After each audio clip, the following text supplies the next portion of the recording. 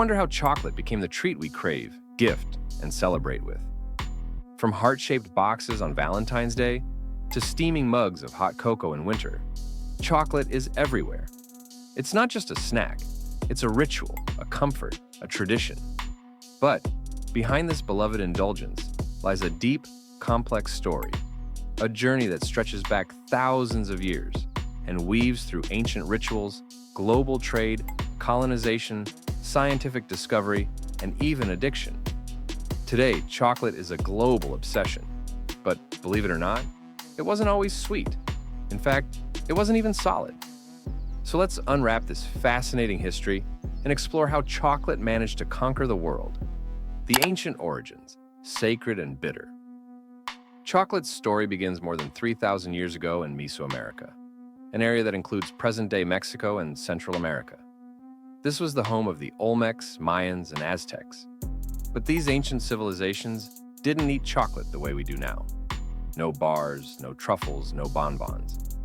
Instead, chocolate was a drink, bitter, spicy, and frothy, made from ground cacao beans mixed with water, chili, and various spices. To the Maya, cacao wasn't just food, it was sacred. It played a central role in religious rituals, royal ceremonies, and even economic systems. In fact, cacao beans were sometimes used as currency. The Aztecs also held cacao in the highest regard. They believed it was a gift from the gods, and their emperor, Montezuma, was said to drink dozens of cups a day. He believed it gave him power, strength, and virility. This was no casual beverage. It was a drink of power, privilege, and deep spiritual meaning, reserved for elites, warriors, and the divine. Chocolate crosses the ocean. Then came the 1500s, and with it, a major turning point in chocolate's story, the Spanish conquest of the Aztec Empire. When Spanish conquistador Hernán Cortés and his men arrived in what is now Mexico, they were introduced to this dark, unfamiliar drink. At first, the Spaniards didn't enjoy it. It was too bitter, too unusual, too foreign for their tastes. But they quickly recognized its value, both economic and symbolic. So they brought cacao beans back to Europe. And that's when chocolate began to transform. European palates didn't care much for chili and bitterness, so they added sugar, cinnamon, and later, milk. Suddenly, chocolate evolved, from a sacred ritual drink into a sweet luxury item. At first, it was still exclusive. Only royalty and the aristocracy could afford it. Drinking chocolate became a status symbol, served in elegant salons and royal courts across Europe. The sweet rise of chocolate in Europe. By the 17th and 18th centuries, chocolate fever had taken over Europe. Spain, Italy, France, and England all created their own unique versions of hot chocolate. It was considered exotic, romantic, even medicinal. Doctors prescribed it for all kinds of ailments, from indigestion to fatigue. But here's the catch. Europe didn't grow cacao. So how did they meet the growing demand for chocolate? The answer lies in colonization. European powers began cultivating cacao in their overseas colonies, places like the Caribbean, South America, and later, West Africa. Sadly, much of this expansion was built on enslaved labor, especially from the 17th to 19th centuries. This dark chapter of chocolate's history is often overlooked, but it's an essential part of how chocolate became global. Its sweet success was built, in part, on exploitation and human suffering. The chocolate bar is born. For hundreds of years, chocolate remained a drink. But then came the Industrial Revolution, and everything changed. In the 1800s, new machines made it possible to process cacao on a much larger scale. In 1847, a British company called J.S. Fry & Sons created the very first solid chocolate bar. It was grainy and simple by today's standards, but it laid the foundation. Soon after, Nestlé and Cadbury began developing smoother, creamier milk chocolate. Then in 1879, Swiss chocolatier Rodolphe Lindt invented the conching machine, which gave chocolate its signature smooth texture and luxurious melt-in-your-mouth feel. With mass production, chocolate became affordable. It was no longer just for the elite, it was for everyone.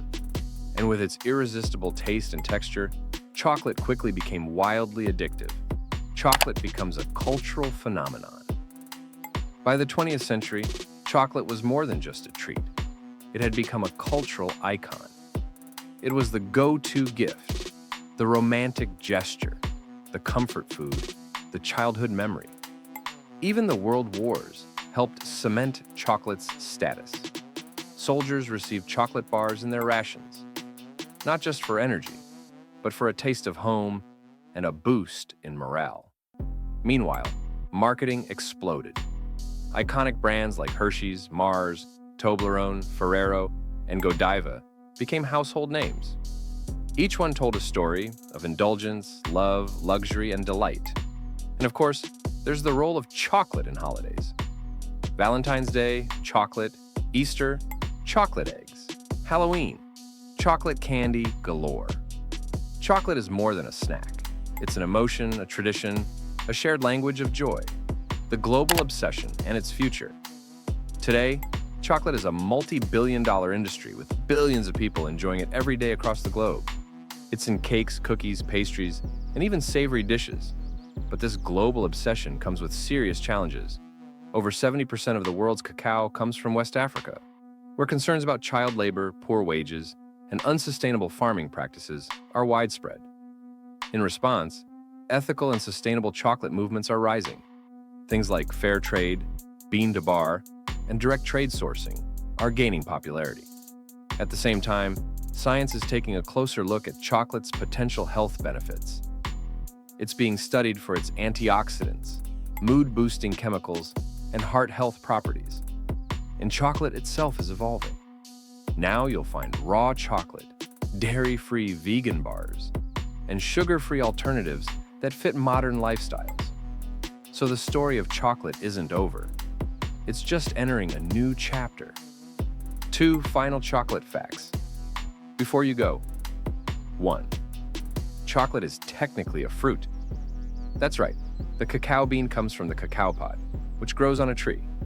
And yes, that makes it a fruit. So your chocolate cravings? Kind of fruity. 2. White chocolate isn't actually chocolate.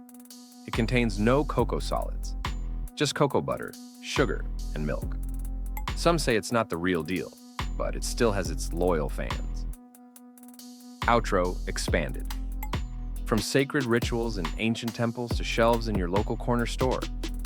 From bitter ceremonial drinks to sweet truffles and gooey brownies, chocolate's journey is one of transformation, tradition, and incredible innovation. It has crossed oceans, changed empires, sparked industries, and shaped cultures. And behind every sweet bite lies a rich, bittersweet history, filled with creativity, complexity, and contradiction. So next time you reach for a chocolate bar or sip that velvety hot cocoa, take a moment. You're not just tasting sweetness, you're tasting thousands of years of human history.